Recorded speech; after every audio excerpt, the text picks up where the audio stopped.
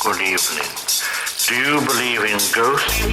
It's alive. It's alive. It's alive. It's alive. It's alive.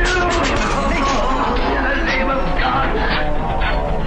Spirits of darkness, I command you to rise from your graves. I implore your release from eternal torment. Tonight's the night.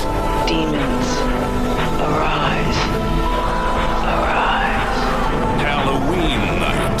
Look out, it's the midnight hour, baby. What's going on here? Lucinda brought a terrible curse on the town. It's Halloween. But this time, it's not make-believe. No, don't hurt him. It was too dark. I couldn't see his face. This time, it's serious. Deadly serious. You have seen a girl. There was a little girl. I saw her. She was killed in the cloakroom. A girl who wants you to find her killer. Will you help me?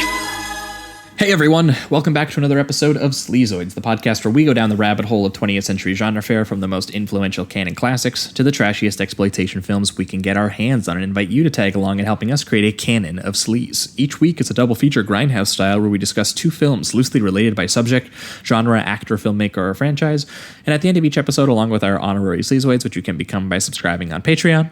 We're keeping the spooky vibes going with some more Argento next week, so join the sleaze. We decide on all the official ratings and rankings for every film that we cover. Patreon subscribers also get an on-air shout-out and 2 bonus episodes every single month, which we have been doing for over 3 years. Damn. So there are something like 90 bonus episodes waiting for you, as well as our bonus transmission series where we talk about new release genre films, which for anyone listening to this, there is one dropping tomorrow where we are finally talking about things like Bond, things like Titan or Titan. Or Titan, however you want to say it. There is a bonus transmission going up for that tomorrow. So again, patreon.com/Sleazoids podcast. If you have any interest in that. That's the one plug for the week. Oh, sorry. We got to do the patrons. I'm always forgetting the patrons. Sorry. We will give those shout-outs. Yeah, we got, speaking of which, we do have some patrons to thank this week. So we have Rance, we have Amrit, we have Sullivan, we have Aaron Queener, we have Primrose Path, and Finnegan Hughes. So thanks so much to all of you folks for signing up. Hope you guys are enjoying those bonus episodes. Yes, thank you. That's the one plug for the week. The other plug, as always, is Apple Podcasts. If you guys are listening on Apple Podcasts, and I know that you are, I see the stats. I see you right now listening, closing Apple Podcasts and turning on to a different show of some sort. Before you do that, scroll down to the very bottom and give us a good old rating and review down at the bottom. It helps us climb the ranks at iTunes and find new listeners. And then the very last plug. A very fitting plug for this week's episode is merch. If you guys like the poster art that friend of the pod, Trevor Henderson, did for the show, you can get it basically put on anything that you want. A shirt, a mug, a notebook, a hoodie, a pillow. We have had someone buy a pillow. You can find the link to that in the description of this episode or at sleazoidspodcast.com. Which is a great plug to include every week. We love shouting Trevor out every single week on the show. Yeah. And as a result, that means that sometimes he has to join us, which is what's happening this weweek. Trevor, what's up?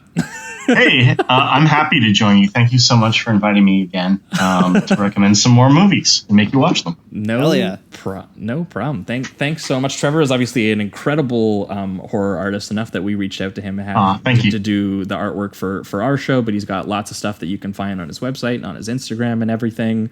And we knew that we had to have him on because this month is Spooktober. Where we specifically talk about horror films for the entire month. Not that we neglect them throughout the year or anything, but we do nothing but the spooky vibes for this month. And 2 weeks ago, I think would have been the last time you guys would have heard from us. We were doing Daughters of Darkness plus the Francis Ford Coppola Dracula with friend of the pod and critic Brianna Ziegler, which was a lot of fun talking about vampires getting horny and violent in very, very extreme ways, which led us into last week's episode over on the Patreon for the bonus listeners, where we plugged in an episode that we've been meaning to do for a while, but finally kind of clicked for us because of Brianna bringing on some vampires. We talked about Catherine Bigelow's Near Dark from 1987, as well as John Carpenter's Vampires from 1998, two films that are both sort of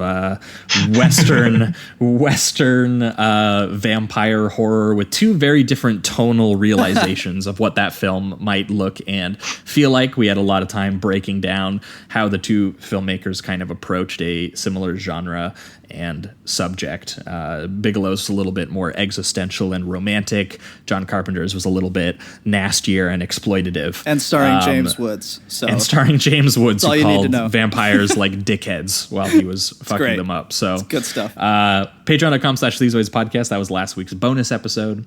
But moving on to this week, we brought Trevor on, and I let him know that this was going to be sort of like the main feed, the last main feed free episode before Halloween came. So to put us in the Halloween vibes, Trevor, what two films have you brought with you this week, and why did they pair together? So the two films I brought this week both kind of exemplify this nostalgic small town autumn / October that may or may not have ever actually existed. Definitely.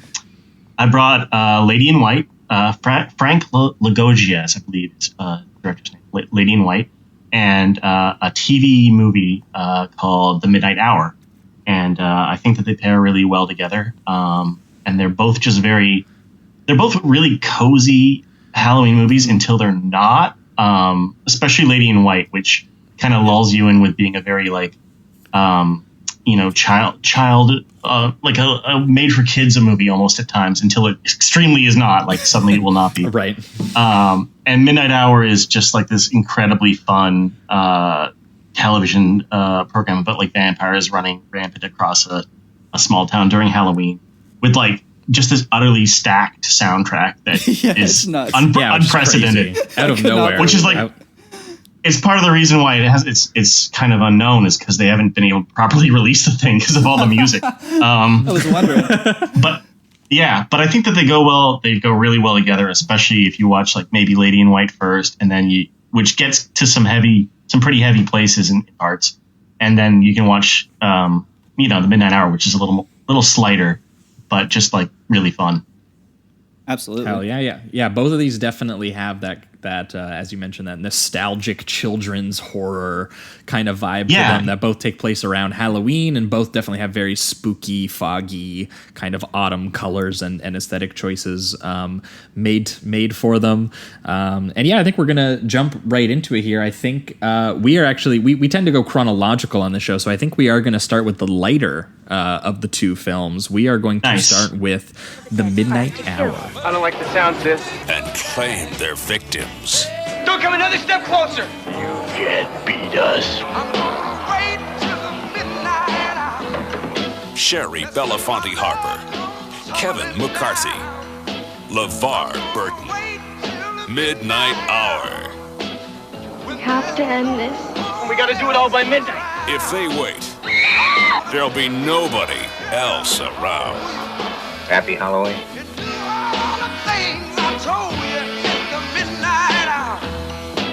All right, we are talking about The Midnight Hour, the 1985 American made-for-television comedy horror film directed by one Jack Bender, who I've only previously seen one of his movies before, and it was Child's Play 3, which was... wow, I didn't know that he directed that, actually. Yeah, which was actually... I'm not crazy about Child's Play 3, but I was interested to see what else this guy had done, because clearly he got that gig off of something, I assumed.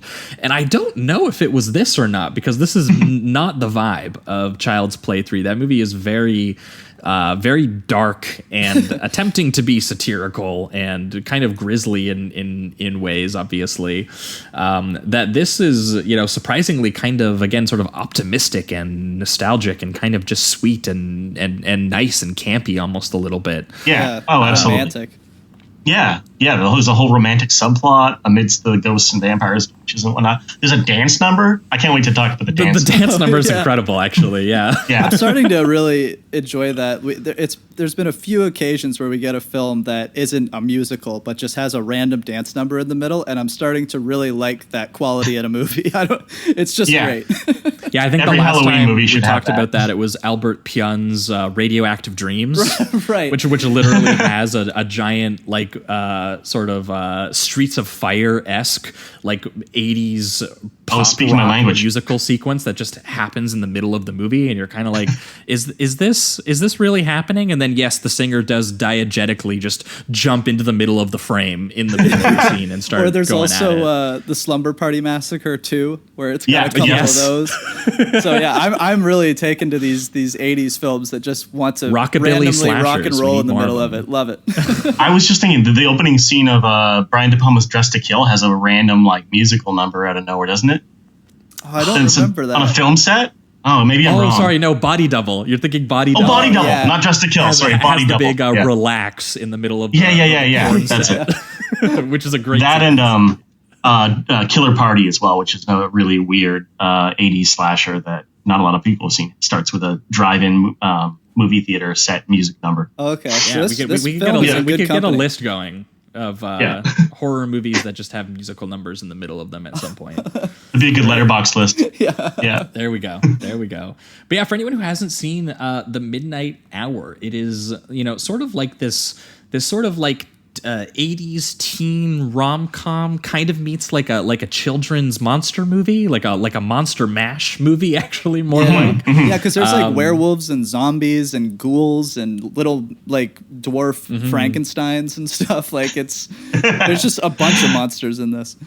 Yeah, it's a whole spirit Halloween, honestly. Yeah, and it's got that autumn opening where you got the kid in the mask doing a paper road and it's got on Elm Street.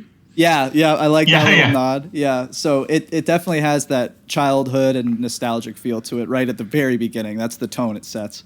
Yeah, skeleton masks and toques and pumpkins and the sort of like fall weather and it's got this very foggy New England Halloween night kind of atmosphere to it all the kids are kind of like excited and they're hanging out in class. They're playing a version of Hangman on the chalkboard where the answer is ghouls just want to have fun, which is what I kind of considered the thesis of this movie at a certain point. Yeah, that atmosphere is definitely like the one that's the main through line between these two. I think is that atmosphere, that small town like. Bobbing for apples in your classroom kind of, first grader Halloween almost. Yeah, and that innocence kind of stays throughout the whole movie too, for the most part. Yeah. Whereas like with Lady in White, we'll get to, has a big turn about halfway through, and just even a couple things sprinkled out that are very much more adult than childlike. It's tonally all over the place. Yeah, we'll talk about. Yeah. Yeah, but this one involves a bunch of high school friends who are from this small New England town that has a history of monsters, and that there was this witch finder general who put them all into the ground and stopped the witches and the curses once and for all. And they decide, like all teen kids do, to go to the museum, steal all of the clothes, go to the cemetery, and read the ancient scrolls of the Witchfinder General. This one does. Of course. So I did it all the time. And as a result, they accidentally summon all kinds of zombies and ghouls and werewolves and vampires and witches from their town's histories past, and they all rise from the dirt like Night of the Living Dead style. But surprisingly, and keeping with kind of like the tone of this movie, instead of killing just everyone all the time, like you'd expect many of these monsters to do, many of them just want to have a good time. Yeah, they want to party, get drunk and dance. They want to drink punch. They want to make out. I'll go to a big Halloween party. Yeah. That's great. And honestly, at least in the first couple like kills or whatever, they're actually taking out like authority figures. Like the first guy is an abusive father, and then the second guy is this like kind of makeshift cop that they have for Halloween that drives around with dogs and shit like that. Yeah. So, and he gets taken out. So it's, and they're not necessarily like, well, maybe the abusive father is, but the other guy isn't necessarily a bad person. But I found it interesting that it was like the authority figures. It was kind of like, these guys are the ones that are going to make it so we can't party. So we got to take them out. Right. Yeah, absolutely. anyone else who's just down to hang out at the Halloween party did not get taken out very quickly. And the movie itself is stylized kind of like knowing this. It's done in this very kind of goofy, cute Halloween party kind of vibe absolutely. to the whole thing. Yeah. Where it's all like foggy New England autumn locations covered in like this very cheap seasonal decor and like these costumes that you feel that were either like made at home or like could be bought from like a local store. Like they're not like particularly amazing, even though when they get to the actual monster costumes, the makeup actually is amazing, and it's actually done by the same makeup and special effects team that did the Thriller music video, which probably wouldn't be a surprise to anyone, because that was immediately the vibe that I got. That was immediately the vibe that I got. I was like, this looks almost identical, and they're definitely trying to, pander a little bit to the kids and what was popular when, with making this a TV movie and everything like that as well. But they did a good job. The effects team, when it comes to like the monsters actually rising, like they look great and they look like actual monsters, but also they looked just chintzy enough that the other people are like, hey, sick costume, dude. And the zombie's like, yeah. It's a very specific vibe. Yeah. They hit that middle ground between them, like looking very, impressive for a TV movie, and also being like, that's some drunk guy in a mummy costume. Yeah. It's great. And then I love it. Kind of leads into some comical gags. Like I like the lead guy is trying to get with his one friend. I can't remember her name. Might be Mary or something like that. I think it's Mary. Yeah. Yeah, Mary. And he's getting disappointed because she keeps going after this other guy. And so there's one like funny image that I really liked where he sits on the stairs like all disappointed and puts on his sunglasses, and then the ghoul beside him also does that. And they just share a little moment together, and it's very subtle, but it's cute. And there's a ton of those kind of gags throughout it that I just got to, like, while I was watching it, I really did get that vibe that I got when I was a kid watching like old Family Channel Halloween special movies, where exactly. But this one I actually found, because I as a Disney Channel expert recently, because I'm rewatching everything to log it on Letterboxd. I've been watching a lot of like, well, not really recently, but a few months ago, I was watching a lot of Disney films, and I can say that the ones made for TV mostly are pretty bad. So when I was watching this one, I couldn't help but just have a really good time and respect some of the gags and a little bit of the craft too. Like for instance, when the zombies and the monsters in general come out, before that, there's this kind of cool underground shot that shows the zombie in the coffin before he rises out of the dirt. And there's just a few little things in here that I would not expect a TV movie to really take the time to do. So yeah, I had a really good time, and it kind of brought me back to being 12 again on Halloween. Yeah, I love when things like this that didn't necessarily have to take those like extra steps. They could have done a really bare bones. Yeah. When it's clear that they were passionate about it and went the extra mile in certain ways. And like everything at that party is just fantastic. I love how long they stay at that party and just devote most of the running time to like cool zombie gags and stuff about like I them love dropping stuff in the punch bowl. His costume is just a giant box of soap. Yeah. That was my favorite costume at the party. Yeah, that was really good. And I did appreciate all the gags of the zombie who just wants to make out on the couch, because like all the actual kids are like flaking out in their attempts to make out with their crush, and this zombie, he's not. He's getting killing in there. it that night. Yeah. So that kind of stuff is really fun. And yeah, the movie just takes a very sort of like light, goofy, kind of fun attitude about the whole thing as it kind of pivots eventually into this, kind of the supernatural romance. One of the main aspects of the film is that, it brings back all these people from different time periods, including this young girl, Sandy, who was a cheerleader from the 1950s, who eventually becomes sort of, entwined with our main character, who, why am I forgetting his name? Is his name Phil? He's Phil, right? Yeah, Phil. I want to say Phil. Yeah, Phil. Yeah. And, he's the one who's been striking out with Mary, and the one whose friends, are all, he has like a jock friend who has the abusive father. His other friend is LeVar Burton, which I was surprised to see. LeVar Burton's just having fun in this one for sure. The part where he wakes up and the song and dance is going, and he just like flashes a huge smile and immediately gets involved is so funny. Yeah. But Phil and Sandy kind of strike up this sort of this love interest that sort of crosses time periods, and there's lots of Phil not really getting it because he's kind of slow at the whole social relationships thing. He doesn't really understand what she's saying, and she's being like, yeah, like my house doesn't exist anymore, my family is kind of dead, I'm just kind of lonely, I don't really want to go to a party. And so these two just kind of drive around the small town together, and it's kind of cute. I actually really liked the sequence where she gets really annoyed at all of the 80s music, and there's a lot of 80s music in this movie that's actually really great, but she gets annoyed about it. And so when one of the kind of more like classic doo-wop 50 songs comes on, she has him like get out of the car and start dancing with her in the street. I think it's Heavenly Angel. I love that song. Yeah, that's correct. There's this nice little sort of like crane pull-out shot while they're like dancing together in the street. That's just, genuinely kind of sweet. It's just a sweet movie, honestly. In time a little bit, and then they do the I like that it also turns into the whole like we're gonna go to Makeout Point, that kind of thing, and he gets there, and I love the gag of him having to close the convertible top, and they just show the entire top being just like slowly covering the car. I thought that was a fantastic gag. But yeah, I liked her character. I mean, I Josh, you've mentioned that like a lot of the 80s movies did a lot of like 50s nostalgia thing without. Yeah, I think we've talked about this on a little bit with Christine. I know before, we did, because we talked about it with Christine, because that was something that I thought about a lot about this, was that this movie to me was like ultimately it was very, very endearing and very funny, more so anyway than it was like genuinely like scary or atmospheric in a way that like I will say that like Lady in White actually eventually is, while still being a movie. Yeah.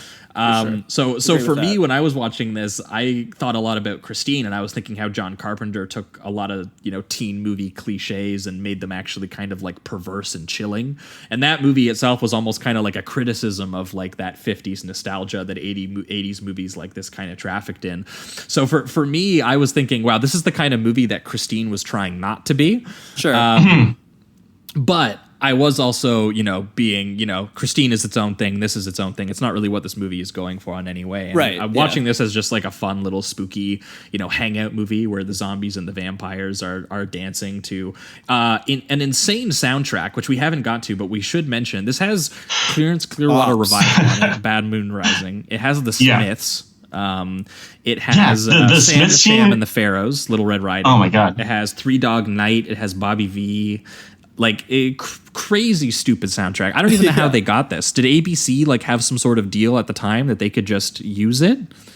I have no idea, but it's remarkable. It's like one of the main selling points for the whole thing whenever I recommend it to people. It's just like there's, a vampire attack sequence in slow motion set to How Soon Is Now. It's like in a TV movie. That's one of my favorite sequences when and how a children's movie gets around not being able to do blood by having the vampire bite her neck and then just having the slow-mo wine just explode all over the floor like it's incredible itself to the Smiths. It's great. I honestly wish that there was actually more stuff like that. And I also like that they dive very little, but they dive a little bit into the kind of like sexuality of a vampire, where there is a moment where she's talking to the jock guy and she's kind of like, if you catch me, you can have all of me, which was, I think, a very subtle way of still making it a family-friendly film, but kind of still implying the sexuality that comes along with the vampire lore and all that. It is, once again, very subtle. It's only really one moment in the movie, but I still like that they were able to implement that in a TV family-friendly film. They have a lot of good ways of kind of going around that restriction that I appreciate. Yeah. There's also a really great sequence towards the end that I thought, like, the movie's clearly not trying to be scary or even creepy. It's a very cozy film, like we talked about. Right up there with, I feel like it should be that next to like Hocus Pocus. Yes, that kind of thing. I was going to say that. But like it would be an amazing double bill with that film. Definitely. But there's a sequence where they're driving around towards like the end of the film, and everyone in the whole town's been turned into zombies, and they're still kind of like doing stuff, like watering their lawn at midnight, and like throwing. I think the paper boy's a zombie throwing papers on his bike and stuff, and it's like actually a little bit creepy in a really weird way, like a surreal way. I don't know if that was in their intention, but it was good. Yeah, I mean, there are a couple creepy images. I liked the first death where the father is like strangled out back, and it's all done in like that silhouette shadow, like on the garage. And like that was kind of decently shot. There's a part where at a certain point, like the entire town is being converted into monsters, like one by one. And again, they're throwing in nice gags and stuff, like when they're driving around, where they see that there's like one of the monsters is just singing the opera because he doesn't want to kill people. He just wants to sing the opera. That's his deal. Yeah. But there was one shot that I found actually kind of creepy that I'm not sure how creepy it was meant to be, but the milkman on top of the truck, like just hurling milk at people. I think that's the same sequence I just mentioned. Yeah, I'm pretty sure that's like part of this weird montage of like everyone in town dead, just doing random things. And it like struck me as like a cool image, like an actually creepy image. Yeah, that stuff I definitely thought was like actually kind of effective. And like when they eventually get back to the cemetery and they're like circling the car and it goes like full kind of like Night of the Living Dead mode a little bit like that, you know, even though the kids are doing, you know, some blatantly ridiculous things, like they are like, we need to get the candle to seal the wax to put it back in the tomb, and then you know, this will make all of the monsters kind of disappear. They don't establish whether everyone comes back to life afterwards. You notice that? I did notice that. He kind of just drives away. Yeah, he drives away, and either everyone's dead or not. He's like, well, I got my ghost girlfriend, so it doesn't matter if my entire town was turned into vampires and might be dead now. It's all good. Yeah. The town is empty now. I'm made out, so it's all good. Yeah.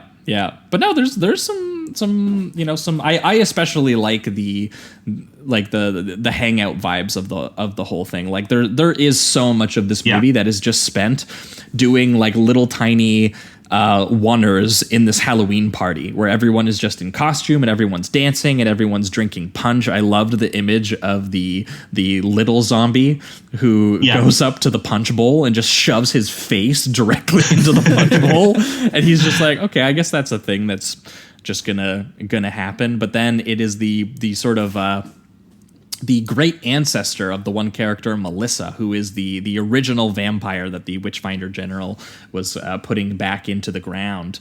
And she's the one at the party who is a vampire and starts converting everyone. And she eventually is successful, where she is, you know, sort of, going person by person and infecting everyone at the party until everyone is ready to do a song and dance number. That's right. She was just prepping the party, really.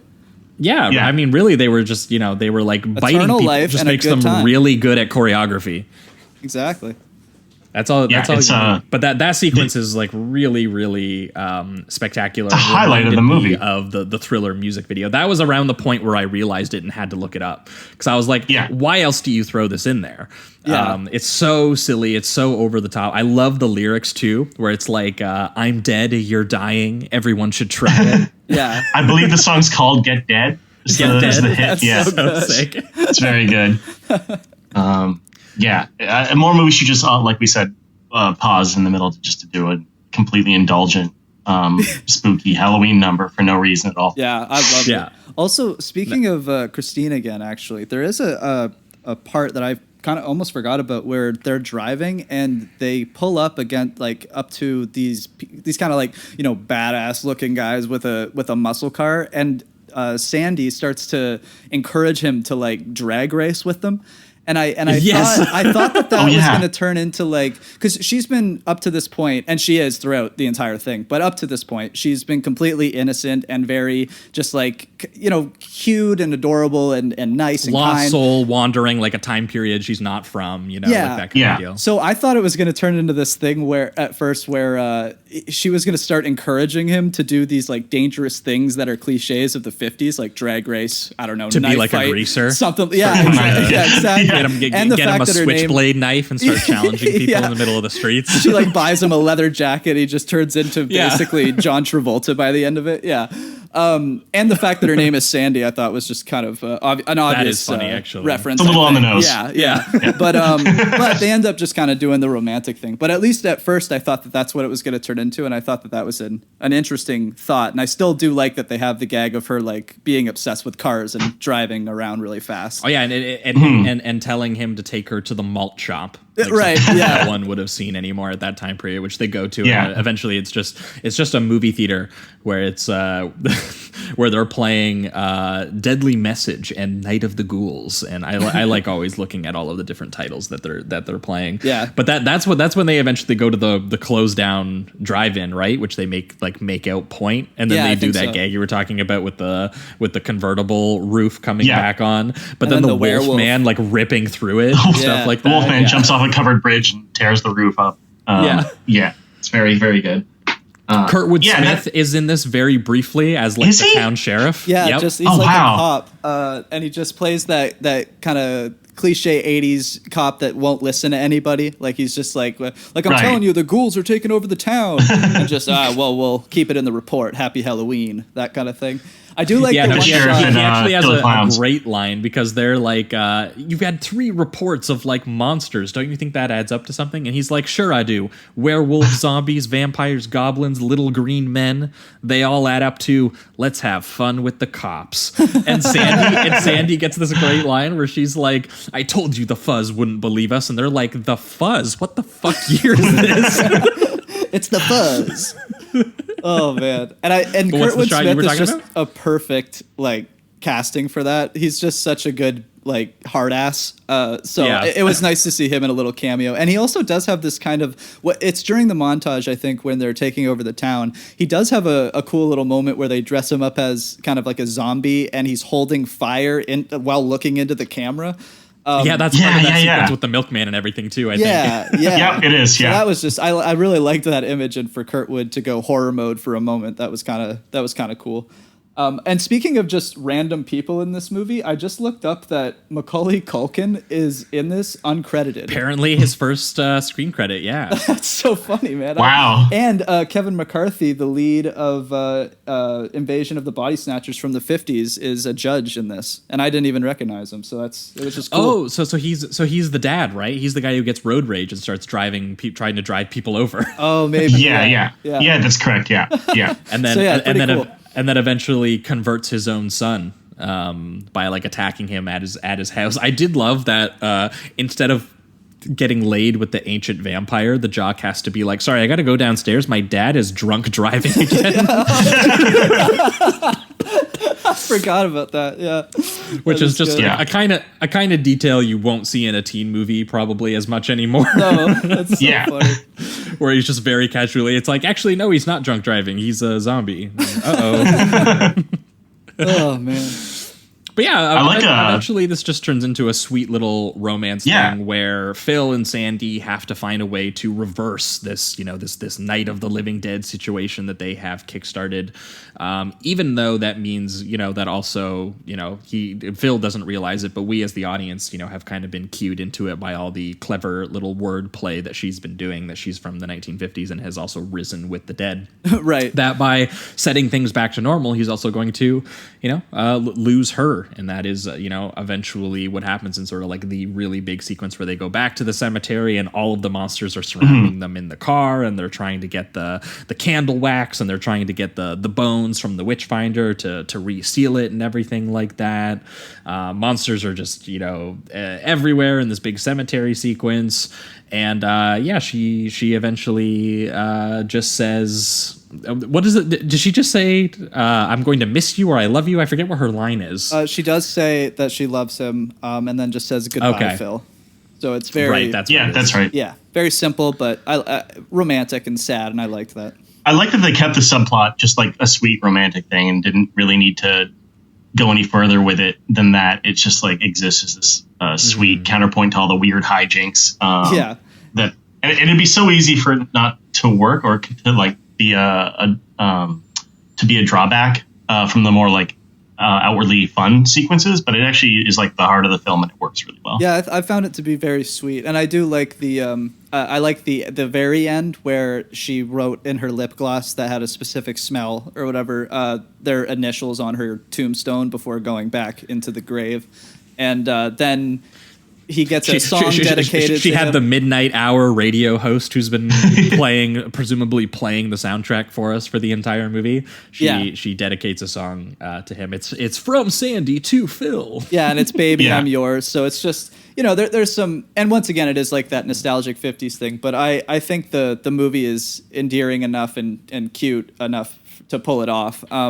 And I did get a kick out of it. I really liked that ending. And I did like before everybody disappears, just the shot of them in the car and looking at the windows and seeing all these different types of ghouls and goblins and whatever just surrounding the car. I thought that was interesting. And LeVar Burton vampire pressed against the window, and the various witches and stuff. Yeah, and I also thought it was an interesting shot when Sandy first arrives and comes out of the ground or whatever, and she's with all the other monsters. That she's the only clean looking thing there. It's just a cheerleader that's no dirt, no anything. She looks completely normal, and she's just walking aimlessly with all of the monsters, but they're not paying any attention to her. It's obvious that they're just doing it like she's a ghost, so they're not going to bother her. But there's something kind of just bizarre about that image.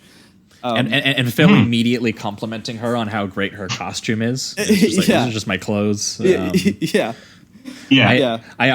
did like all of that stuff at the Halloween party, where it's a very similar idea that they used to really scary effect in the original Halloween film, but it's like it's on Halloween night. Who's gonna be creeped out by the guy walking around in a mask?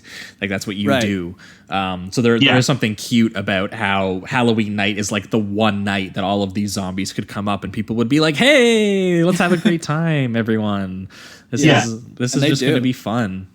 And they do eventually have fun, which I had a good time with. It has a very cute 80s teen comedy kind of romance thing to it, mixed in with like this Monster Mash Halloween party music video thing, but then it's also doing like little light, like quasi parodies of stuff like Night of the Living Dead and American Werewolf meets like Grease or something.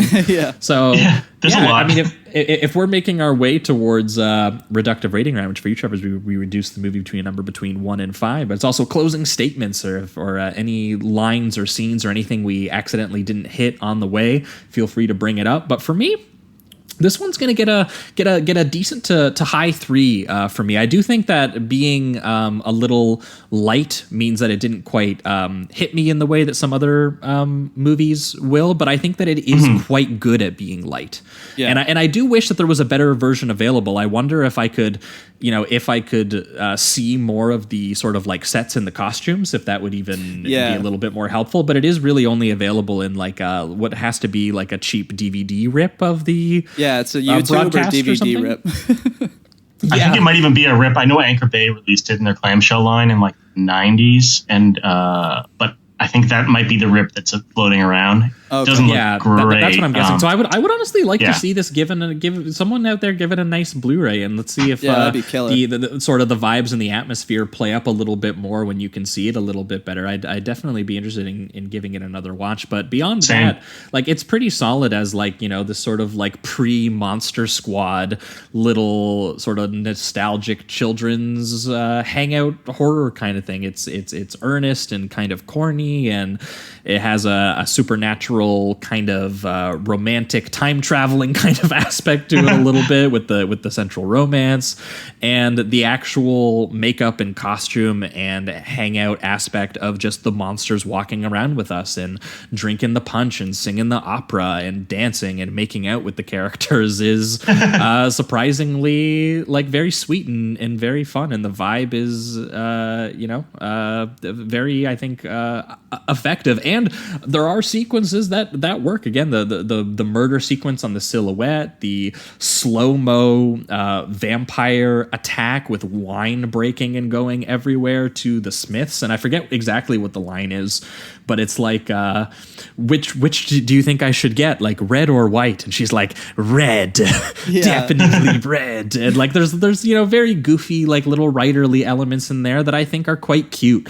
One of my personal favorites that I'll bring up that we didn't get to touch on before I wrap up here is My favorite joke in this movie was the classic zombie movie moment when they're trying to break through the house and they just barely have stopped a zombie whose hand has made his way through the door. And your immediate moment is, holy shit, well, we need to stop this zombie from getting in. Also, this zombie is actually wearing the ring that we need for the ritual. So the girl, Sandy, immediately grabs a butcher's knife in the kitchen, and you go, this is a kid's movie. They're not going to chop his fucking hand off. But that's obviously what you would think to do if you were in a zombie movie. So it's a very funny little moment.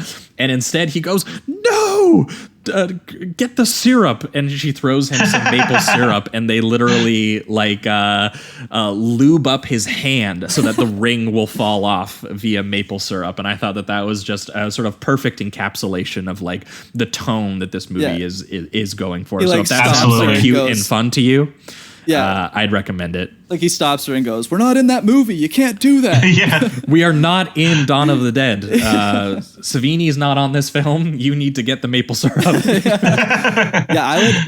I think I'd give it like a light 4. Honestly, I've watched, like I said earlier, I've watched a lot of these Disney Channel films lately, and so you were just blown away by The Craft. Yeah, I was like, if this was what they were putting on the Disney Channel, like I would be I would have been a much happier kid, I think, you know. I thought that this was really great. I would probably like, I don't know if I would put it in like the Halloween lineup right away, but it's definitely something I want to keep. And if I ever have like kids or I'm ever looking after my younger cousins, like this is something I'd throw on without a doubt, and I know they'd like it.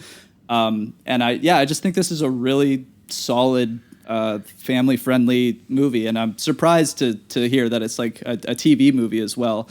But that might make sense with the banging soundtrack that it has, because it's the soundtrack. Yeah, they had to have some connections there, because like it's one after the other is just unbelievable what they. Yeah, I was shocked every time a new song hit. I was like, how did they afford this? Yeah, it's crazy. It's unreal. So yeah, it's very cute, very fun. It's corny and cheesy, but in all the right ways, I think. And so I would highly recommend it, especially if you're if you've got kids or younger family members or anything like that. I think it would, and you want to get really them into the spooky season. Yeah, exactly. Yeah. I think this is a very good stepping stone. So nice for you, Trevor. I kind of landed right between your two ratings with a solid 3.5. Hell yeah. Yeah, it aims to be this very specific kind of cozy, like pseudo, family friendly, TV movie vibe, and it just pulls it off and really like goes the extra step in a lot of ways where it didn't have to. Like you said, that moment with the wine bottles exploding, a lot of really cool, weird touches that just it's clear that they gave a shit about it. Yeah. Whereas. Mm-hmm. You could easily have seen a version without that, and you never would have known. I just really hope it gets a Blu-ray release. I want to see Scream Factory finally, or somebody like that, release something like this, because I think it just really deserves to be a seasonal viewing. Like I said, alongside like Hocus Pocus or Tim Burton's Sleepy Hollow, like that kind of thing. For sure. Mm-hmm. Like the spooky autumnal vibes that are always so good. I just wanted to have a good audience, get a good audience soon. Definitely.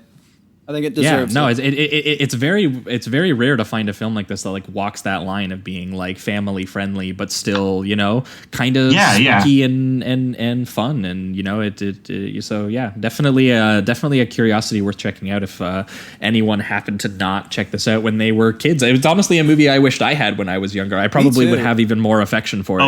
If I had seen it when I was younger. Yeah, 100%. 100%. I first heard about it from a friend of mine who I think had seen it when he was really young, and he was just basically the equivalent of being on the street corner like raving about it to whoever would listen. I feel like that's would be me too. Yeah, it would absolutely be me if I'd seen it when I was really young. It feels like one of those things you're going to see on TV, you would have seen on TV and just doubted for 20 years whether it actually exists or not. Right. Yeah. The Smiths were playing and there was a vampire and he was throwing milk bottles. I swear. Yeah, exactly. They were like, wait, they got Bad Moon Rising and the Smiths? I don't think so. Get out of here. Yeah, awesome. Well, I think that will wrap it up for the midnight hour here. We're going to be right back, and we're going to be talking about The Lady in White. Just one hope to solve the mystery. sometimes when someone dies violent, they can't rest in peace. To stop the evil. Where are you going? I gotta follow her. To save your life. Come here, child. Open the door. Say your prayers.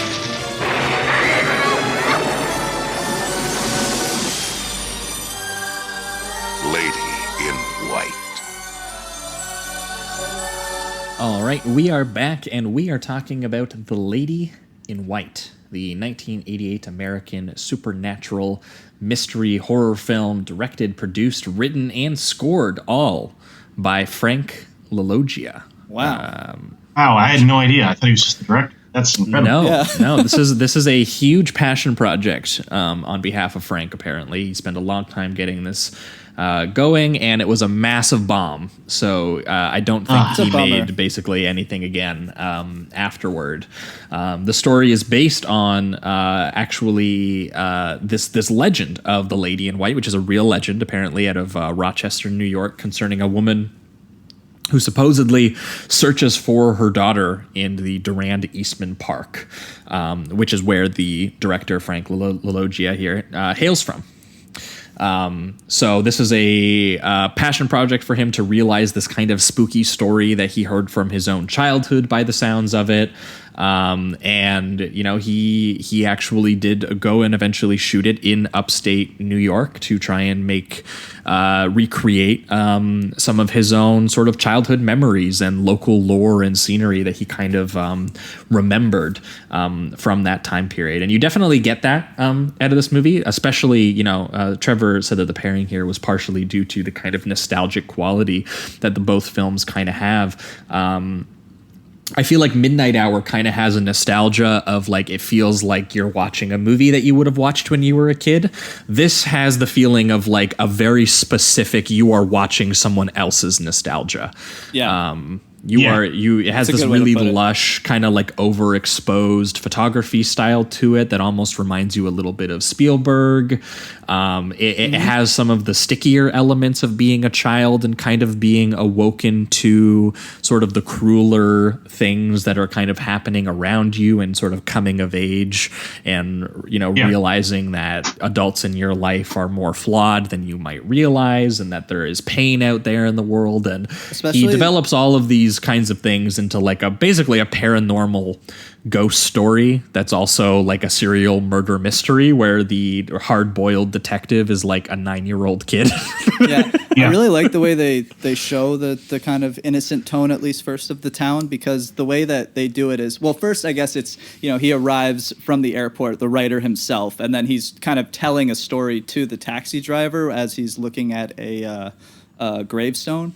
But once it gets to the kid in the town, it's kind of the same intro a little bit as the Midnight Hour, where you have a kid and he's riding around with his bike with his like mask on and everything, and you kind of get a sense of what at least superficially what's on the surface kind of is the innocent town of just a bunch of kind, loving people that are looking out for their community and smiling and waving at all their neighbors and all of that. And then, you know, as the film goes, obviously it gets worse. It gets much worse. Yeah. But I did like that innocent kind of tonal establishment it does at the very beginning, and it's got that Halloween autumn feel that I love. So it got me into those spirits, at least at first. I love that you brought up that intro where the whole film is a story being told by an adult about his childhood, because it's exactly that. That looking back, idealized, like over lush, like picture perfect autumn that probably never exactly existed like that. It's definitely like his memories completely brought to life, and that's really important when you're watching this one. Yeah, because technically this movie takes place Halloween night 1962. Where there is this young boy, Frankie, who is played by a young boy named Lucas Haas, who I was it was interesting to realize that I'm more familiar with him as an adult actor, because he's the guy who fucks up the carpet in the opening scene of Inception. Really? Yeah, he's the guy who like designs that first dream and like really fucks it up, and they make fun of him for like fucking it up or whatever. Oh, but he's wow. also been in like First Man. He's been in Widows, other Spielberg films like Lincoln. Wow. Oh, He cool. was in. He was opposite Joseph Gordon-Levitt in what's that teen detective? A Brick. The teen detective one by Ryan Johnson that he was in. So he's had quite, a successful kind of very minor character actor kind of career. And he has to hold this whole film on his shoulders, really. Like he's in almost every single scene. And I gotta say, absolutely. He's a very good child actor. He really holds his own, and he has to. I mean, once again, every scene is based around him discovering this kind of like mystery and or unraveling the mystery rather. So it's all him. And I was impressed by that too. Yeah, he has those good Spielberg awe faces that he likes of kids with their eyes open and mouths open, just like what the fuck am I looking at kind of stuff. And he does great. He has great little scenes where he's like riding his bike around town to like this very light, twinkly score past all the small town like rural diners and dogs and everything like that. And he also a thing I kind of appreciate that they develop of him is that they establish him as kind of like this storyteller, where he gets up in front of the class and like reads this story about like a sea monster destroying London or something like that. Oh, that scene is so good. The classroom's like decorated for Halloween, like to the hilt. Yes. And his narration of this like weird monster story is actually like so captivating, and it's one of my favorite scenes. He's actually a good storyteller, and he's emphasizing, and he's being like, like they eventually killed the monster, but did the monster have a baby? Well, that's impossible. Like huge dramatic pause. I wrote down, I'm like, this kid is going to be a studio director in no time. He's already set up the franchise and the sequel and all that. He knows what he's doing. He knows what he's doing. I also love the energy of the kids, because he'll like, there's a part in the story, I think, where he mentions somebody vomits, and so all the kids react and they're like, ew. And so there's just that kind of like childlike energy in the scene that I really love. Yeah. The kids are just crazy. I also found it funny that a lot of the time when you see them in the classroom and with the teacher is usually just like holding like parties in the room. Like at one point she's just doing limbo with the kids. They're not even like being taught. That's right. I don't think she ever like sits them down and teaches them anything in the scenes, which I just thought was funny. When you're growing up and you picture school, like you're only going to remember the good stuff, right? That's right. Yeah, the movie watching days. Yeah, exactly. Yeah. Well, and I do like, though, that there is kind of like an interesting sort of like thorny depiction of the brother. That the older brother is always like messing with him, and he eventually like plays this prank on him where he ends up like covered in wet cement on his bike and everything. And he's like, oh, you can't tell Dad about this. Like, he's going to kill me. And he's like, good, then maybe I'll have a normal life. It's very angsty little brother kind of stuff that, only, someone who has like a relative that close in age to them has probably experienced. There is, some small gestures kind of laced throughout that, bring in a little bit of realism into what is otherwise like this sort of picture perfect memory that both this character and clearly also, do you know what I just realized? The kid is named after the director. It's Frank and Frankie. Oh yeah. Yeah, it's literally him. So this is literally, he's just recreating, like, this is an autobiographical film. Where he's just, he's solving his own local town lore and his own memories. It's a very cool idea. I really like that. It is, actually, talking about it, it's making me more interested. Yeah, for real. I also like there's a lot of scenes that establish like the Italian-American family and that he obviously grew up with, and really pulls that off for like comedic effect. I love the grandpa that just wants to smoke. The grandpa's amazing. And I love the way that they shoot him over and over again. Like the physical gags are great. The first one I loved that the way they shoot it is he's just hiding behind a wall so you can see him, but you see the grandma or his wife approaching him the entire time as he's just like, please don't look at me throughout this, like around this corner as he's smoking a cigarette. There's some really good physical gags with him that I really appreciated. I liked a lot. Yeah, absolutely. And also I like they don't eventually, I mean, it starts with that innocence, but it starts to get really thorny, and it's not even with like the adults. The first, I think, establishment of it is kind of when Frankie ends up talking to two of his, I can't tell if they're really like his friends or if they're just kind of kids he hangs with around the community. But the first thing that the kid says is something like, "It's colder than a witch's tit out here." So you know that the kids have like, you know, mouths on them away from the adults. So I like that they established that. But then they make it even thornier, where it's obvious that the parents of these kids have taught them some, you know, racism in some way, shape, or form, because they call the one boy the N-word boy, and so, you know, hearing 10-year-old kids talk like that, like it really does have a very I don't know. It's impactful. That's for sure. It definitely we'll talk about the tone, the memory aspect of the film when that happened for me. I was like, "What the fuck?" Yeah, like this it really whiplashes around. Yeah, this is darker than like I was anticipating, and what he at first kind of advertises the story to be. And I really respected that he wasn't afraid to also kind of shed a light on some of the shit he saw growing up in his town, while also still having a love for his community, being romantic about it a little bit. Yeah. So you get both. That. You get that love and that nostalgia, and then you also get the harsh reality peeking in, and that just increases as it gets into the meat of the story and like the mystery. And it's bold. Like, I don't think it works 100% of the time, but I think that it's he really swung for it. It's like an ambitious like portrait of a small town wrapping up into this like ghost story and murder mystery. It's wild. Yeah. Which eventually becomes intertwined when the young boys like play a prank on him by locking him in the coat closet, by stealing his hat and making him look for his hat and everything like that. And then he has to spend an entire night in this coat closet. And there's the great image that they've actually turned into the poster of the film, which is him in his Halloween costume and his Dracula mask, sitting up just below sort of like the window that's above the coat room with the moonlight kind of shining in on it and stuff. It's like a good shot. Really good. Yeah, it's a great shot, and he has to, you know, the camera eventually actually like sort of like dollies or sort of like cranes up to the window, where then they do a time lapse to show you how long he's had to sort of like spend in here, and it's nighttime, and the kid starts like passing out, and there's these really sort of evocative sequences where like he has dreams and he imagines his own mother's funeral with like the church bells from the town late at night as sort of the metronome, and that all the faces are darkened out behind him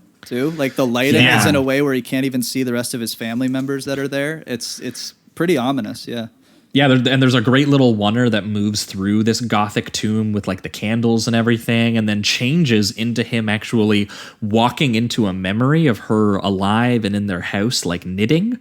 And there's like a cornfield just outside the door, and the dad and the son are like playing catch, and it's like this picture perfect kind of like moment. And you know, he is saying, "Don't leave me," to the mother, and she says, "How could I ever leave you?" And then suddenly he gets pulled from the memory back into the funeral and then back into the school. Like it's like, you know, multiple sequences happening, kind of collapsing into one another. And it definitely, you know, establishes, you know, like obviously one, that this kid's mother has died, and that, you know, he's still, you know, dealing with that. But also just, you know, like the way that eventually all of this combines, how these things then affect the individuals of the community, and then that takes on, you know, kind of like a life of its own as they start doing things they might not otherwise do, which is, you know, how a community gets over tragedy and things like that, which is definitely becomes a huge part of the story when he wakes up and he sees the ghost of this girl in this cloakroom closet, and she's just, you know, at first she's just there, she's just kind of hanging out. He sees this ghost of her, and then he sees her actually get attacked and murdered in the closet. And I love the way that it's such a frightening scene. Yeah, and I like the way that he presents it, because it looks as if the girl sees him, like Frankie, and starts freaking out. Yeah. But then it turns into an entirely different thing. And I just like that at first it's kind of like they're making a connection to one another, but it turns into a more violent, I guess, past memory that we're watching. And then it turns into when the actual killer comes into the room and attacks Frankie, it turns into another like insane vision where Although I guess you may have already been talking about that is that the same one with the funeral? Because I thought it was actually a separate. Okay, well, I just wanted to sorry. There's two, because there's the one that he has, which is his memory, and which is a dream, which is establishing the stuff with his mother. Right. But then when he sees the invisible dude strangle the young girl, there's a part where the camera has sort of like these. The camera swerves into the vent, and you hear these footsteps move along as the camera kind of dollies and follows these invisible footsteps of this guy who killed this young girl. Yeah. And then those same footsteps come in, but they're real. Right. Yes. And it's the actual guy who was there. So the real dude breaks in, and you assume that because he's going into the vent and he sees something shiny in the vent, he's looking for something that he left behind. And you assume that it's the guy who killed the girl because it's in the same location. So it just so happens that the kid got locked in a place where a girl who went missing died. Bad night. Yeah. And he found the actual murder location of this girl, and then the guy just happens that same night to go back to it to, cover his own tracks, essentially. And there's this great little suspense sequence where like Frankie is kind of hiding there in the corner, and the guy hasn't noticed that he's there yet, but then he hears a little like rat moving around, and he looks, and then he's like, okay, no, it's just a rat. And then eventually the rat moves over all the way to the kid, and he sees the kid, and then there's this great POV shot of him basically strangling the life out of Frankie and like so covering him with this black leather glove, covering his vision with it and everything. And then I think that leads into the vision sequence you're talking about, Jamie, where he has like this near-death experience. Yeah. That's what you were talking about? Yeah, and I just thought that it was absolutely insane when it got to this because, the visuals are pretty awesome. It's like he's flying over his town, and then he flies... Oh, yeah, so good. He flies into this burning sun and then sees his dad looking at him, and then sees a vision of his brother looking through all his shit because he's passed on. And then this was the one that really got me because he's like he's a 10-year-old, but for him to start regretting the fact he didn't give the love letter to the girl that he has a crush on is just like something so existentially heavy for a 10-year-old to be dealing with at that moment. It's pretty wild to me. And I also just speaking a little bit on the imagery before this, I like that the girl was dressed as an angel for Halloween because it just gives her that cutesy angelic feel or whatever, and he's obviously madly in love with her. So for her to be an angel, I just thought was very cute and kind of funny. This vision sequence is unbelievable. I was really impressed by it. I liked it a lot. With the first 10 minutes being like this really, kid-friendly, like autumn in a small town, like nostalgia trip, and then you get the 1-2 punch of this wildly graphic murder of a child, and then immediately followed up with a really weird, existentially dark, like nightmare, surreal, near-death experience, nightmare sequence. Yeah, and then I think it flips back into like the autumnal, like look at our sweet town thing for a while, and then it just rockets back and forth between those three moods for the rest of the runtime. Because he starts talking to the girl ghost. And and then they have this awesome. There's actually a couple really good transitions in this too, because they have this awesome transition where she goes to give him flowers for him to smell, and the moment that he goes to smell them, it does a hard cut to the kid getting CPR, and I thought that was fucking like just really really solid.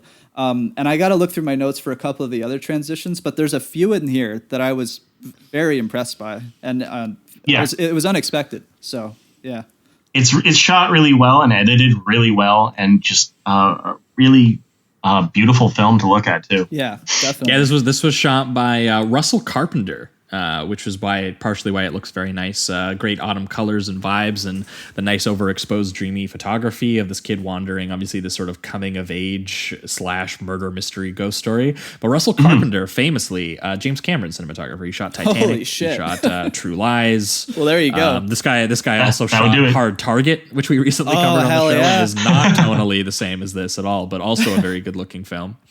Yeah. Oh wow.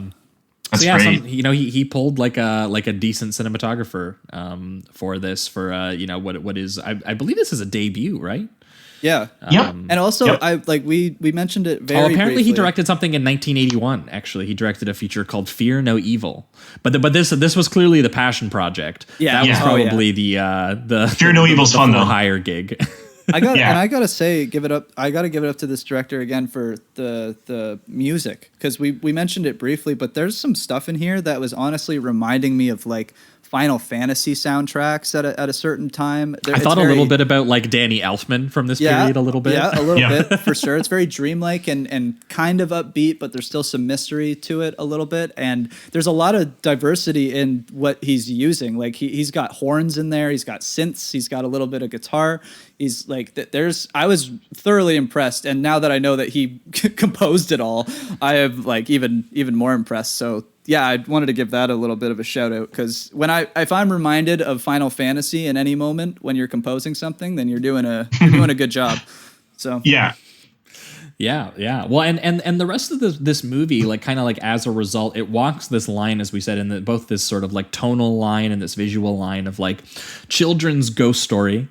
That is, all sort of child innocence and wonder of something almost like E.T. or something, but then with this very actually, again, kind of effectively dark atmosphere and subject matter concerning a vicious child murder and racism, and obviously the community's reaction to, grief-stricken response to like tragedy and the things they try to shield their children from a little bit. It reminded me a little bit of, though not, anywhere near as perverse, it's a little bit too taken with the nostalgia and the memory to kind of hit that high. But it reminded me, we talked about it not that long ago with Adam Naiman, Hitchcock's Shadow of a Doubt.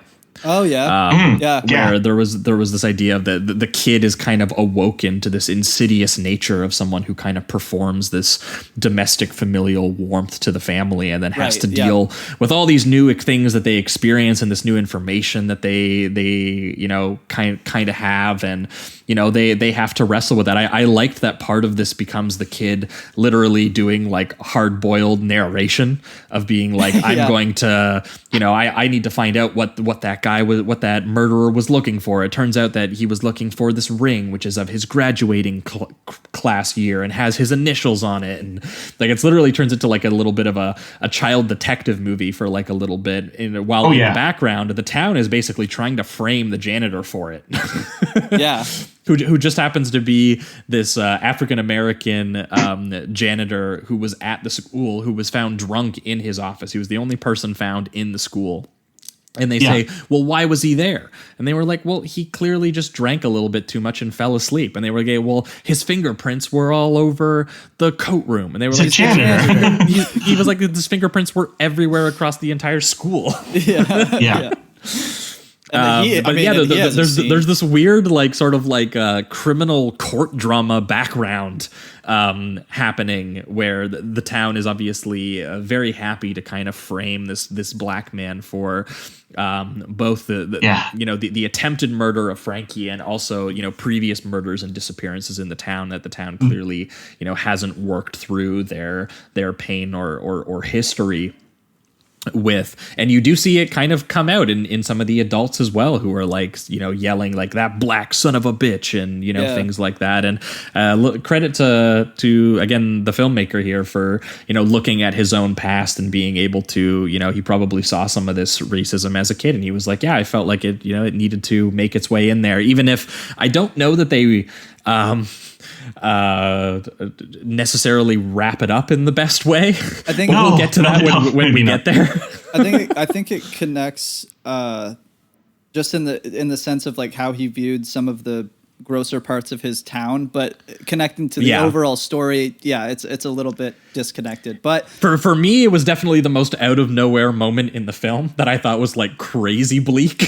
It's incredibly bleak. It's the bleakest moment in the whole film. Results, obviously, we'll get to it, but like eventually, this has like kind of like a nice cathartic ending to it, and the only person who doesn't get that is the innocent janitor. Yeah, it's rough. But we'll get there when we get there. There's a lot of like really good stuff in this. I mean, I do like just the domestic Italian family life stuff. I think that the dad, who's played by Alex Rocco, who is actually Mo from the original Godfather film, I thought that he gets a lot of really great close-ups of him just like looking at his son with his eyes and just being totally tormented at this idea that his son almost died and having to like just barely bring him back to life when he has to like look at his own son and said, you weren't breathing. like when we found you, and it's filled with like, you know, there's some real pathos to his performance, I think. Yeah, and he also talks about like missing his wife with his brother, who ends up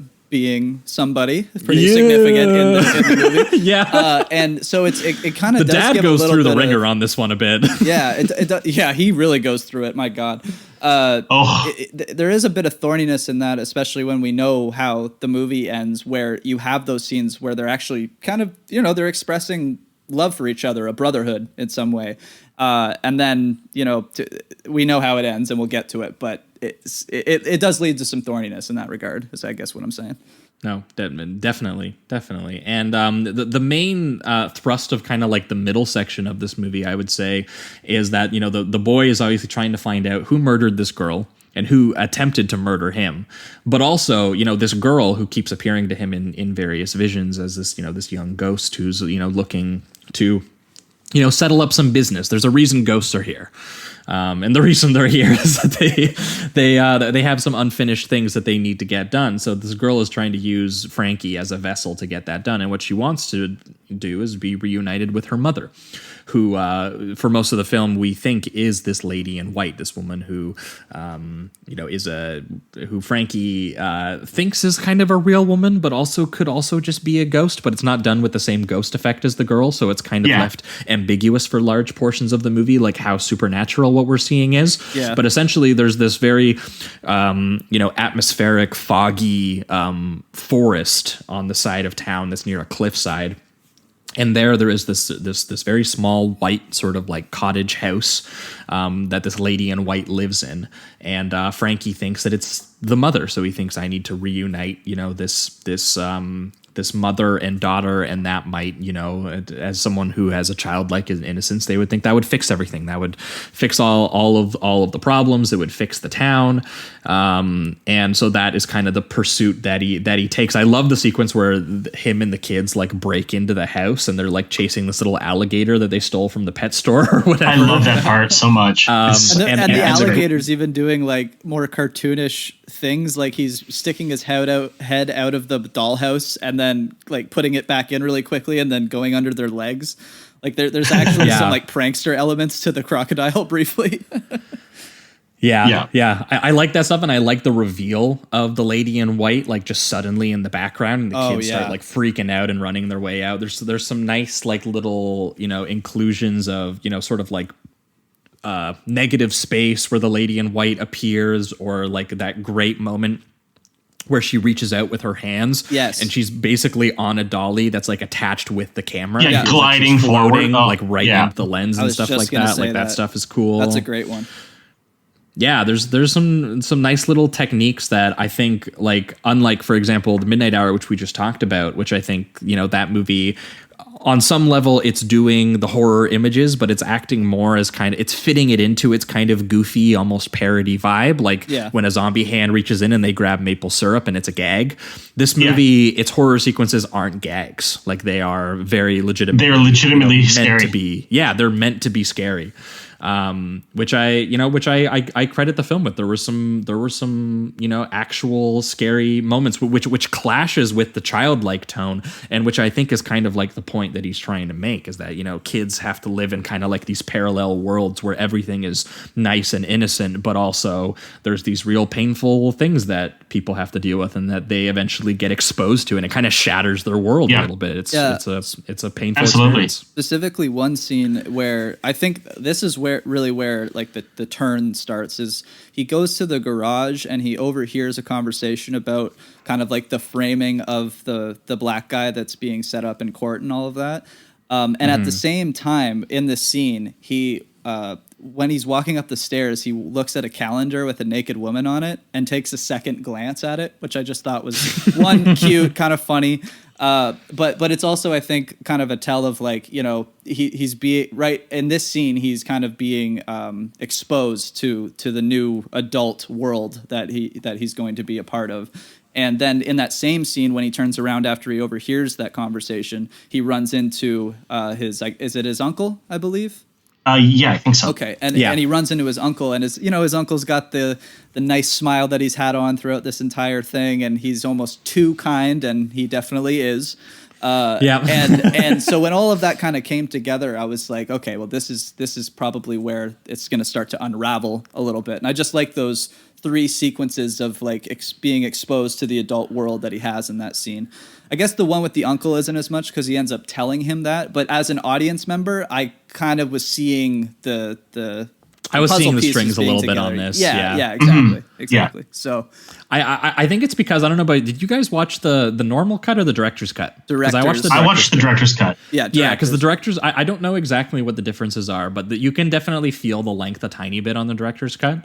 Which for sure. I think is, partially it's a filmmaker, it's a passion project. You don't want to cut anything, I think, is part of it. So there were parts of me at a certain point where I was very much seeing the puzzle pieces already going into place, like long before the movie was making the gestures. Which is not like a huge problem because I still enjoyed like the vibes and everything and the actual filmmaking itself, which I thought was pretty solid. But I did at a certain point, I was kind of like, okay, you can get to the next beat that you're going to. I do think the theatrical cut might be the ideal because I do remember watching both, and it's just a lot of character beats that are nice but maybe not quite essential. And like you said, you can kind of see where the story's going, and it does drag its feet a little bit in the director's cut. A tiny bit.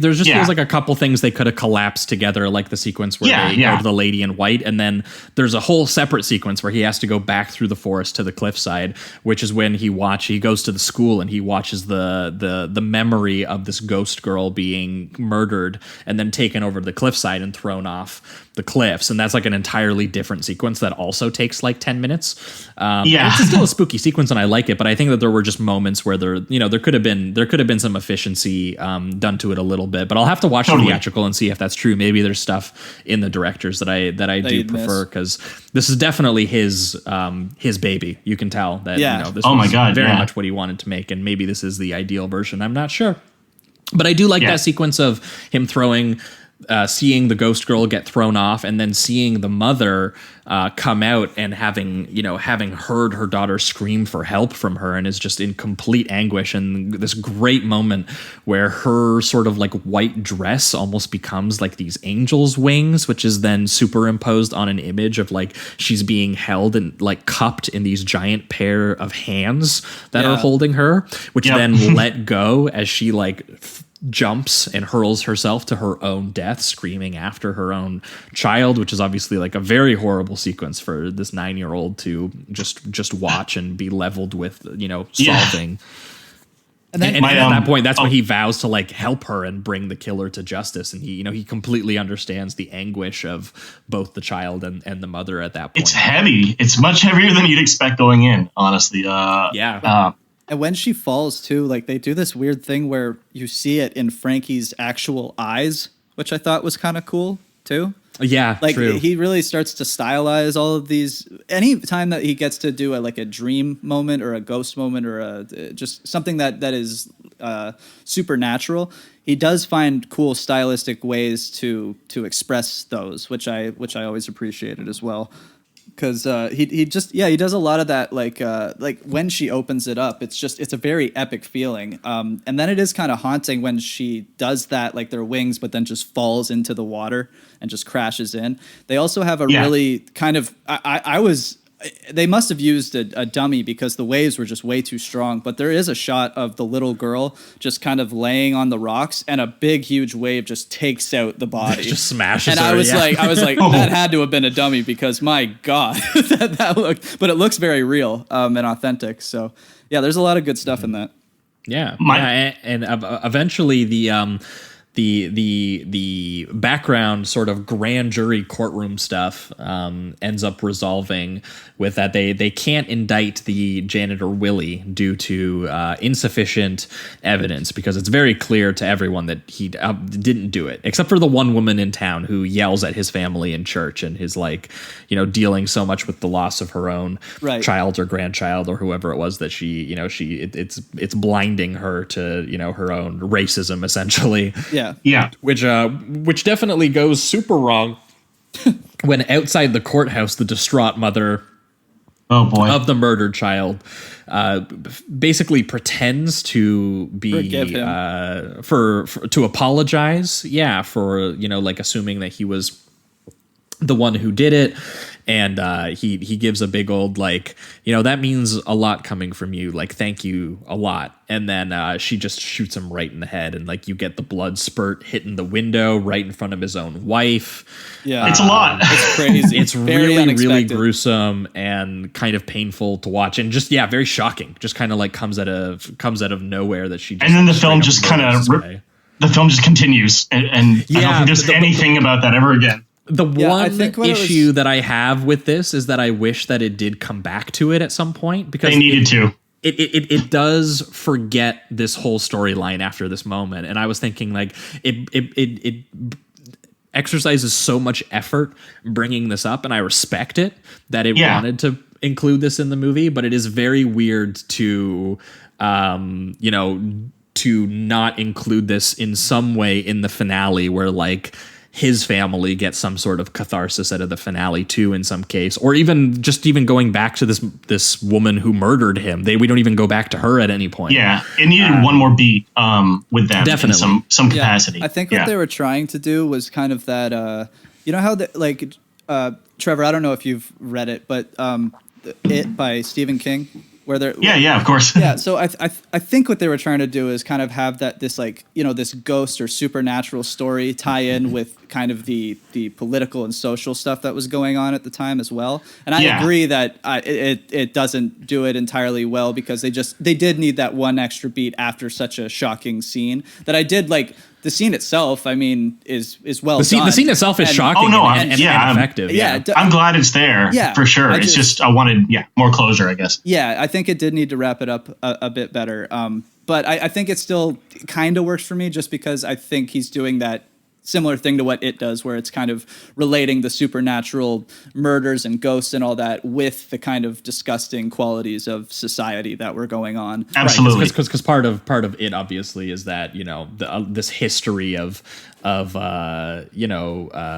both racial animus and all kinds of violence and things actually like swallows and eats the children. Like, that's like literally like a larger kind of allegory at play. But I agree. I think that, you know, there's something to be said about, again, how all of this violence kind of affects the community and the decisions that they make, and how sort of messy that ends up kind of being.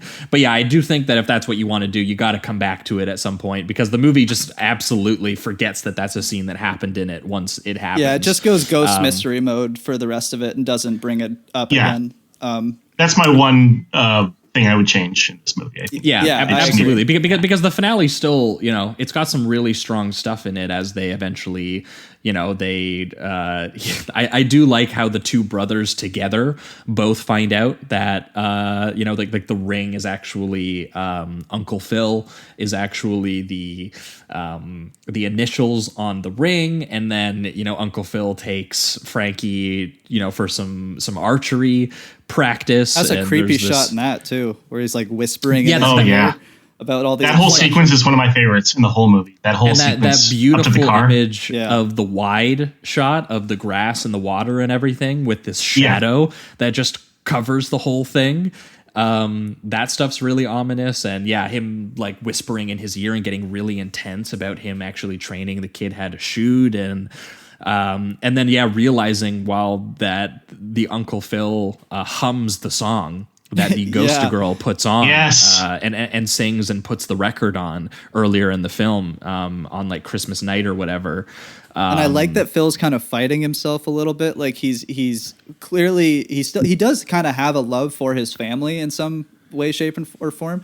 It's just that obviously he doesn't want to have his murder be exposed and all that. So he does this weird thing where he's trying to like suppress his rage a little bit at first, and then it just starts to come out, and he's just shaking and like frothing at the mouth almost at young Frankie. So he gets very animalistic, and he starts gnashing his teeth and like yelling, but he's also being my sweet Frankie. Yeah, it's like, it'll be fine. I promise. And like cajoling him that he would never have, like, he knew if he had known it was him, he never would have hurt him, and like just trying everything to make it right while crying. It's like, oh, it's horrible. That's very that moment's very telling. The bit where he's like, you know, if I would have known it was you, I wouldn't have strangled it. And he's just like, but you still would have been strangling like a 10-year-old kid. that is a great line. As if like good old Uncle Phil killing another child would make him feel better. Yeah. In that moment. And he's like pleading with him, and credit to the actor too. There's like these really sad moments where he goes, like I obviously don't want to hurt my nephew, but I also the idea of the father learning what he's done is like just he can't stand that. Like that would be so painful. He's great. That would be so painful to him personally to have to look into, that man's eyes, knowing, what he would know about him. And that's eventually where the sequence ends too, which is, pretty smart writing. Yeah. And I also like that for a brief moment, it goes a little like slasher mode where he's hunting Frankie down with a bow and arrow. Yeah. Like I was like, oh my God, this is so wild. It goes some places towards the end. It gets, quite bleak. Yeah, because you're mixing this murder mystery with the ghost story, with the woes of the town, with the familial stuff, and it's all just coming together. Unfortunately, like we said, they weren't able to do like the civil rights stuff very well, but the rest of it does come together pretty well. It's kind of marvelous that they managed to make everything work as well as it does. Yeah, because there's a lot of subplots in this. Like, I was actually looking at Letterboxd reviews, and it seems like most people's issues with the film is all the subplots. But for me, it works because, except for maybe that one final thing. But I never felt honestly distracted. I always felt like I was still in tune with the story and what the narration was doing and all of that. So subplots didn't bother me or make me feel disoriented. No, I think ultimately they work. I did find some of them ways they tried to cross them over, like logistically a little overcomplicated. Sure. Which for me is something you just fix again with a little bit of trimming. Like it's not like a huge issue by any means. I just think this guy probably is just not much of an editor. Right. But I think he's a solid filmmaker and a writer and a music composer and everything else. So there's a lot of really good stuff that still works in that, even if you don't know exactly where to trim your darlings in certain aspects. But it does lead to a pretty solid finale where Phil is chasing Frankie all around these properties and through the forests, and there's this great sequence where he's in the foggy forest all silhouetted and screaming at him, and eventually Phil gets to him and is trying to strangle him again, and then the lady in white knocks Phil out and then gives him the sort of, which confirms that she's actually a real physical being in the world and not this supernatural thing that they kind of assumed that she was, because he assumed she was the mother. It turns out that she's actually the mother's sister and the aunt of the little girl, and actually still living, and she's this woman named Amanda.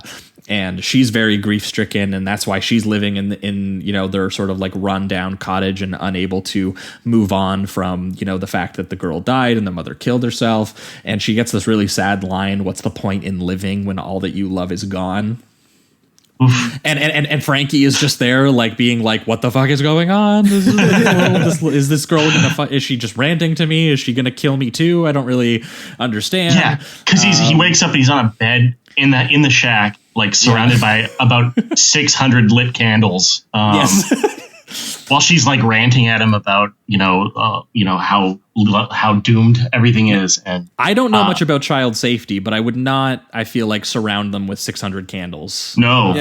One will suffice. Yes.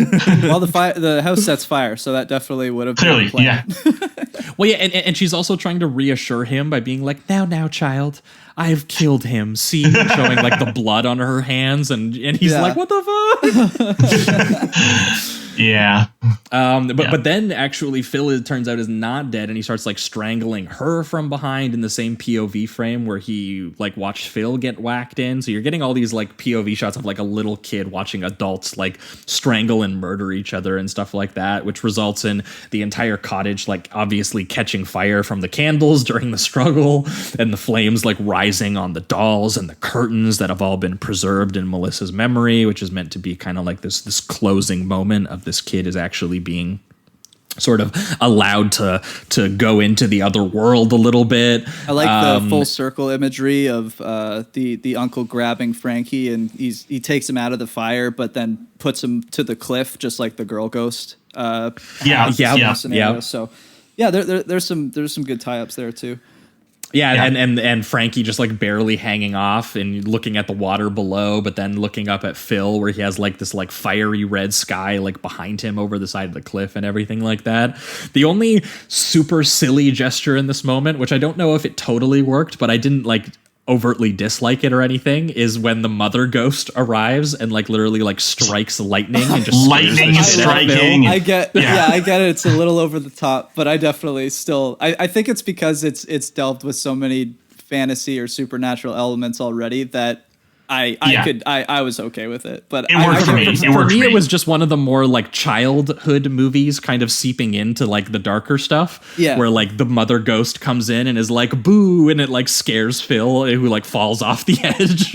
yeah. I do like that it leads into the cool thing where it's like they hug each other. The girl ghost mouths thank you to Frankie, and then they just like shoot up in a ball of lightning into the sky or something like that. Into the stars that you kind of get in these nice moments earlier in the film too, where like you can see see through the ghost girl into the stars and stuff like that. So there's still some thought through images there. Yeah, and then it's not even over because I think that's when Phil does the last scare kind of thing, right? Where they think it's all over, the ghost story's done, they've solved it, all that. Yeah, he starts climbing back up. Yeah. And then that's where the dad comes into play, and that's where you get an actually kind of emotional moment with him and the brother, where he's trying to save him, even though he's kind of seen what he's been doing to Frankie.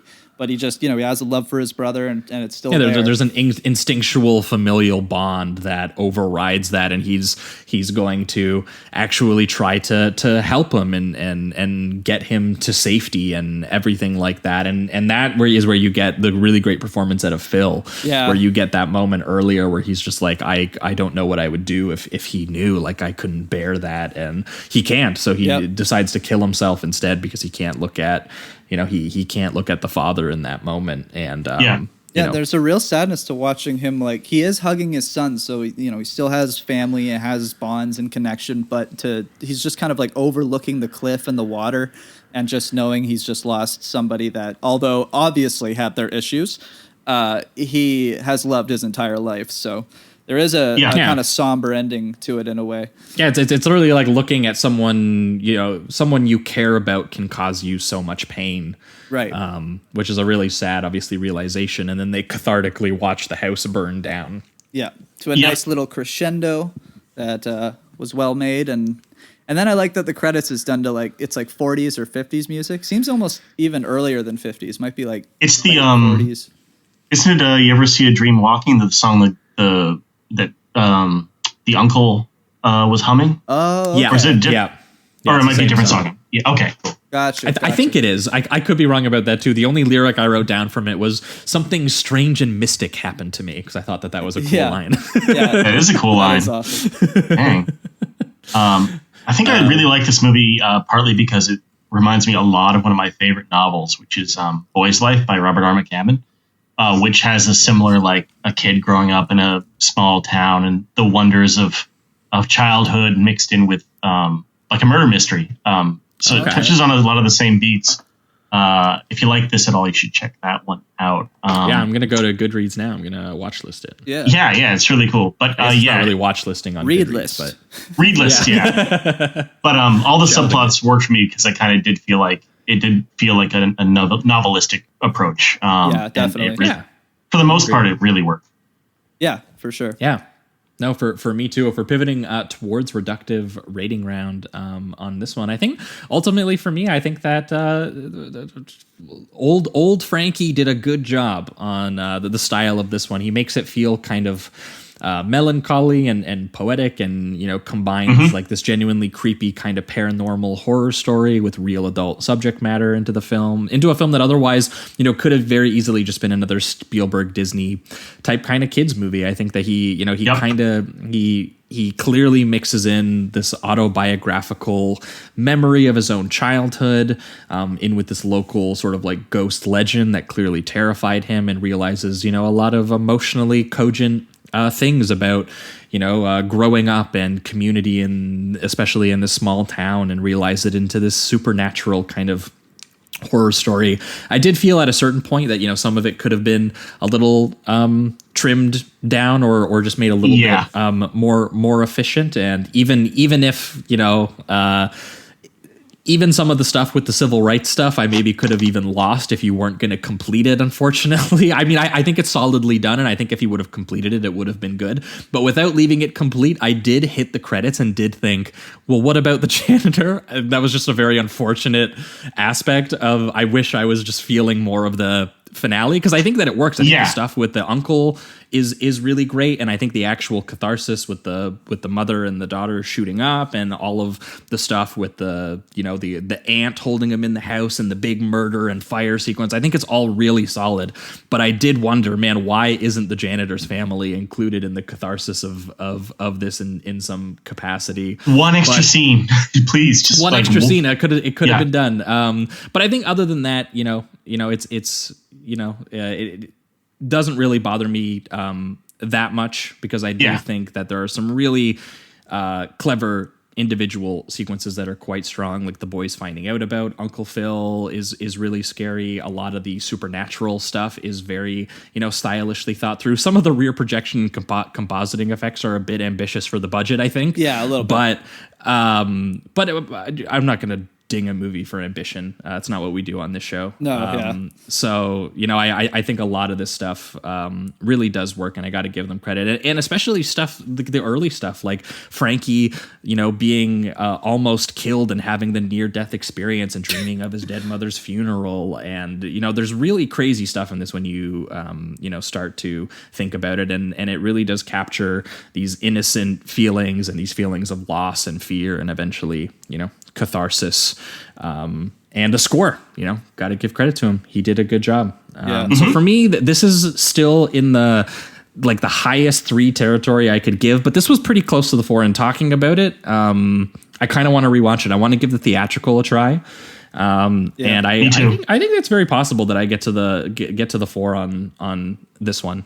Yeah, I'm gonna give it a 4. I really did like it. I agree that I think the civil rights kind of subplot, I think, needed a wrap-up scene, or at the very least just have that family be with the other family while they're kind of having this cathartic moment with the ghost and discovering who the real murderer was and all of that. They could have just been a part of that scene, and I think it would have been a nicer wrap-up. But that being said, I still think it works in a way, because it's just, I think what he was trying to do is what I said earlier, which is just try to express the grosser qualities of the town while still having his nostalgia for his childhood and community. But yes, I do agree that it could have tied into the finale much better. That being said, though, I think that he balances these tonal changes like incredibly surprisingly well, especially for somebody that like seems to have barely made any films. Like this was his debut? Was the other one before this? I think we saw that this was his sophomore film. Okay. But it does seem like, you know, this was like the film that he really wanted to make. This was the only one that he wrote and directed and produced. And it looks like he wrote Fear No Evil too. We might have to watch this Fear No Evil. Yeah, I think I'm gonna have to. I remember Fear No Evil being really fun. Yeah. I'm curious where he began, because that was like 7 years before this one or something like that too. Yeah. So, yeah. I think that this guy does have a real talent when it comes to the craft. He definitely deserved to make more films. It's really crazy that this bombed. This is a shame. It was just nothing else. It got well reviewed. Pauline Kael gave this a good review, and she was kind of tough on stuff at the time. She said it has a poetic feeling that makes up for much of its clutter, and that the amateurness of it often added to the effectiveness, because it gives the movie this kind of childlike, naive power. Yeah, I agree. I can see that. Totally agree with that. So and I think all the subplots, except for the one that we mentioned, come together really well. Although some of the effects are a little dated, I did still appreciate the ambition, like the two ghosts embracing and then going up into the stars, and the vision sequences where he's like flying into his son that turns into his dad looking at him, that turns into his brother mourning watching his death, stuff. possibly if he died. And then you get into like a crazy transition from a ghost girl giving him flowers to him being brought back to life through CPR. There's just a lot in here. Then like the murder sequences in the closet. I love like the dark quality, how it's all based around like shadows and stuff, the way he's hiding from the murderer. It's and then some of the more adult qualities, like the little part that I mentioned where he looks at the nudie calendar and just kind of takes a second glance and stuff. I like that stuff too. So yeah, I think this was incredibly ambitious, really well done technically, and I think that if he had a bigger budget, he probably would have really knocked it out of the park with the technical aspects that are a little bit shaky, but just can't knock a guy for ambition, and I think that this is something that I'll be revisiting. So yeah, 4 out of 5. Hell yeah. For you, Trevor? Also 4. I think it's a solid 4. Nice. Just the fact that it is so, as we've said, so ambitious. And he was writing, scoring, and directing this like huge passion project. It had every opportunity to go off the rails and be just a huge mess that doesn't work at all. And the fact that like 95% of it works like a dream and ties itself up really nicely. With maybe a little bit of sag in the middle and, the one subplot that we talked about that needed a little bit more resolution is insane. It's so admirable that it worked out this way. And it's just, I love even the technical effects that, like you said, are a little bit questionable. I think add a real texture and a really specific look to this that you would have, like if it had some glossy CG of her floating there, or like, it wouldn't be half. It wouldn't be what you wanted. It wouldn't be preferable to this. No, no. This weird, green screen or rotoscope or not rotoscope. That's something different. This green screen effect or whatnot of having her float around. It's just really distinctive, and I really like it. It's a more tangible quality. I feel like a little bit. It does, yeah, and just the whiplashing tones, the fact that he goes there in all these places and decides to say, like, you know what, even through these memories of this town as a child, it wasn't all perfect. There was a lot of really messed up shit happening. Yeah. And choosing to include all that stuff, even though it would be jarring, jumping back between the two is really great. I think it's just this huge passion project that more people should see. It's gorgeous to look at. I try and watch it every Halloween. Well, I think that will wrap it up for this week's episode. That was The Midnight Hour and Lady in White. Thanks so much, Trevor, for joining us and for bringing these films with you. It's always a joy. If you've got anything that you want to plug while you're here, this is where we usually have you do that, even if it's just your art pages. Yeah, everything that is cool that I'm working on, I can't talk about. Sucks. Damn. But if you want to follow me on Twitter, I'm Slimy Swamp Ghost, all one word. And I recommend movies a lot and post my art there. And if you want to follow me on Instagram, it's just Trevor Henderson, all one word. And that is where it's just art. So it doesn't get like lost in the various retweets and stupid crap. So those two, Perfect. Awesome. Then can definitely recommend doing that. For our listeners, we're going to be back in 1 week's time, where we are going to be wrapping up the Spooktober 2021 season with the Hallows Eve October 30th episode exclusively for you guys over on Patreon, where we are going to be doing the episode you all voted on, because as you know, many of you should know by now, over on the Patreon, you guys get to vote once every 2 months for one of our episodes, and you guys got the Halloween episode this month, where we are going to be talking about 1, Phantasm, and 2, Dario Argento's Phenomena. Amazing. So I don't know exactly what the pairing is, because I have actually, believe it or not seen Phenomena, but I've seen Phantasm, and I really like Phantasm. So I'm excited. This was nominated by our patron, Nick Ferguson. So thanks to you, Nick. And by the time that episode airs, the new poll for the next patron vote should be up. So any patrons listening, make sure to get your double features ready. And anyone who hasn't signed up, sign up. You can decide what we talk about. Sometimes they make it tough for us. Sometimes, actually, that's not even true. Most of the times, you guys have pretty great taste. Yeah, it's almost the last always couple times bangers. we've done them. It's always bangers. I will never forget the Sorcerer Bring Me the Head of Alfredo Garcia episode that they made us do, where we ended up going for like 2.5 hours. It was crazy. Yeah. If you guys want to vote on episodes, patreon.com/Sleazoids podcast, and that's also where the Phantasm and Phenomena episode is going to be exclusively next week.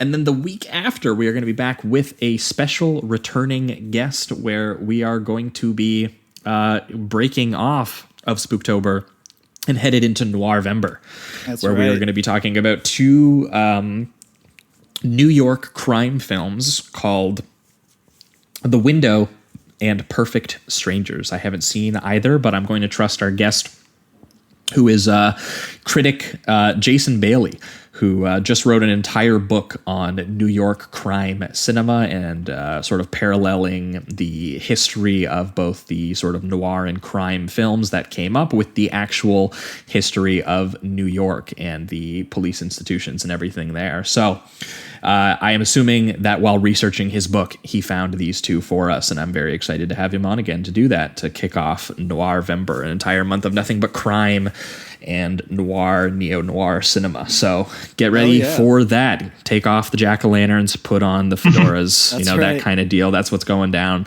That's what you can expect in 2 weeks' time over on the main feed.